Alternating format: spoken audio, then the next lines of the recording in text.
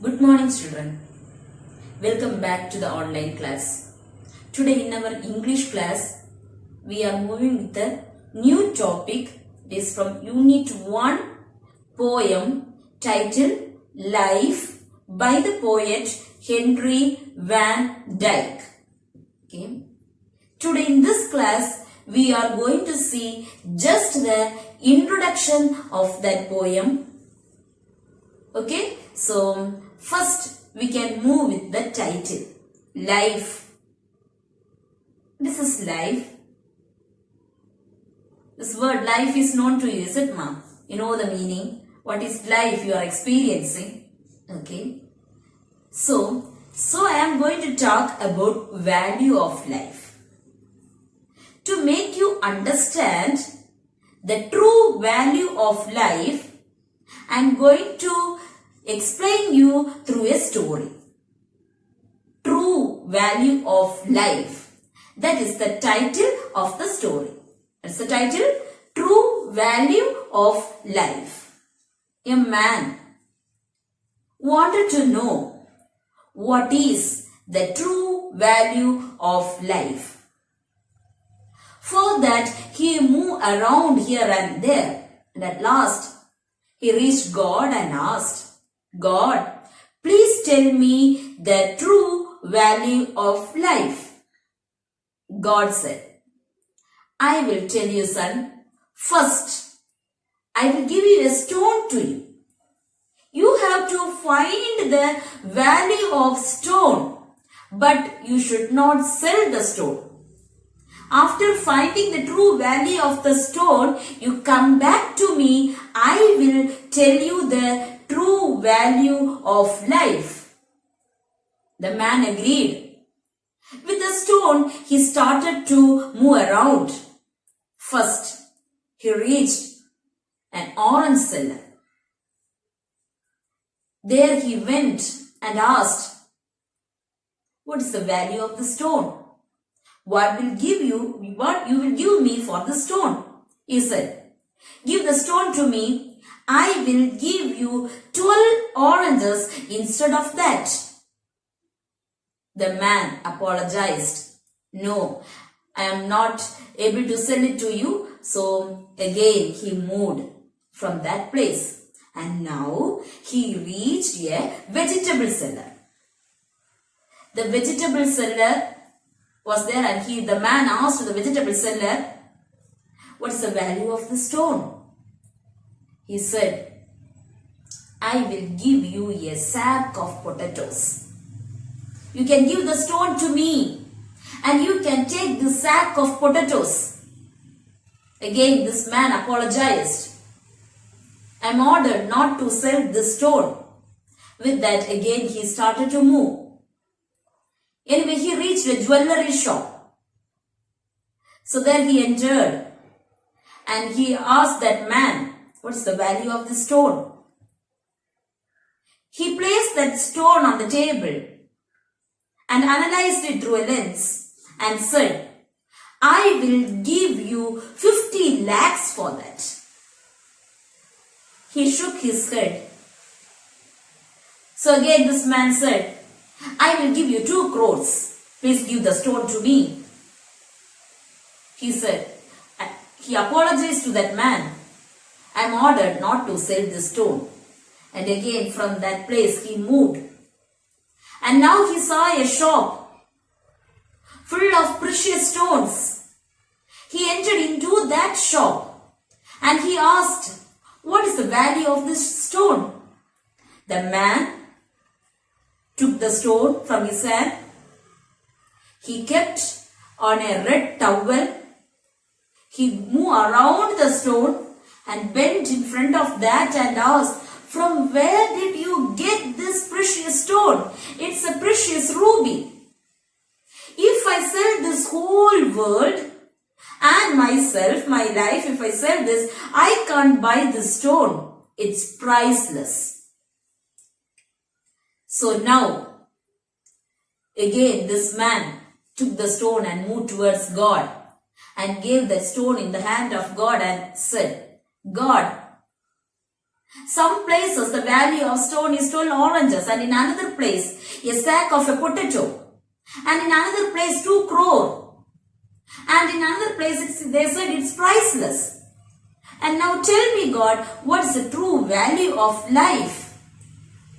Now God answered, yes, my dear son, exactly how you explained the value of that stone, the value of life also change according to the places. You may be a precious stone, even priceless, but people may value you based on their information, level of information, their belief in you, their motive behind entertaining you, their ambition and their risk-taking ability. They value your life. But in the eyes of God, you are very, very precious. So respect yourself. You are unique. No one can replace you. So, my dear children, this is the value of life. You are unique. You are talented. You are very, very precious in the eyes of God. No one can replace you. Okay, so that is life. About that topic only, we are going to learn a poem. This poem, Life, it's a memory poem and it's a sonnet. Yes, we are entering into the introduction of that poem. What is this poem? Life, this poem is a sonnet. Sonnet is a poem with 14 lines. Especially this will be based on the theme of some desires. So, this sonnet are of two types.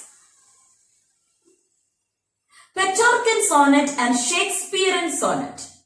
Petrarchan sonnet are of Italian origin and Shakespearean sonnet of English origin. I will be telling you the difference between these two. First, Petrarchan sonnet. This sonnet also have 14 lines, but this sonnet is divided into two stanzas. First stanza with 8 lines and second stanza with 6 lines. The first stanza with 8 lines is called octave and the second stanza with 6 lines is called sestet. And this sonnet will be following a rule called iambic pentameter. Have you ever heard this word iambic pentameter? Yes, iambic pentameter means each line of the poem consists of 10 syllables.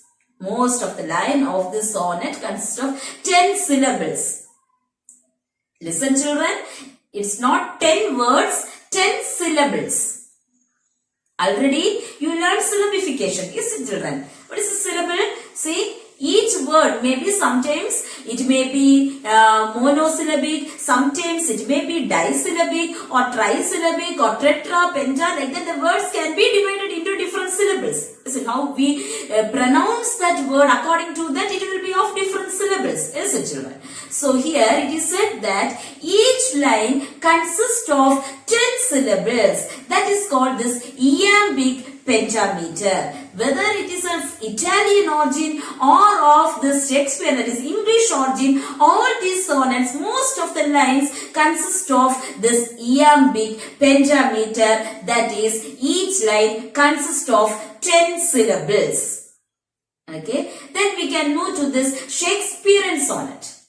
This Shakespearean sonnet also has this 14 lines, but this is divided into different stanzas. First 3 stanzas with 4 lines each.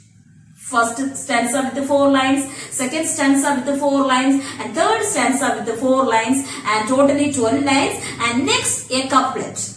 That means 2 lines. Okay, so this is the Shakespearean sonnet type. Petrarchan sonnet, first stanza with 8 lines and second stanza with 6 lines. So the stanza, that is a sonnet prescribed for you. That is, the Life by Henry Van Dyke is a Petrarchan style sonnet. That is, first line with first stanza with 8 lines and second stanza with 6 lines. So it's a sonnet. Keep in mind, children, the life poem by Henry Van Dyke consists of 2 stanzas. That is, first stanza with 8 lines and second stanza with 6 lines. First, this 8 lines is called octave and the next 6 lines is called sestet. Okay, so I hope you understand the introduction of the poem. Okay, so in our next class, I will be explaining you the line-wise description and the poetic devices we will see in the next class. Okay, children, so keep in mind what are the introduction I gave you about this poem and be prepared for the next class. Thank you, children.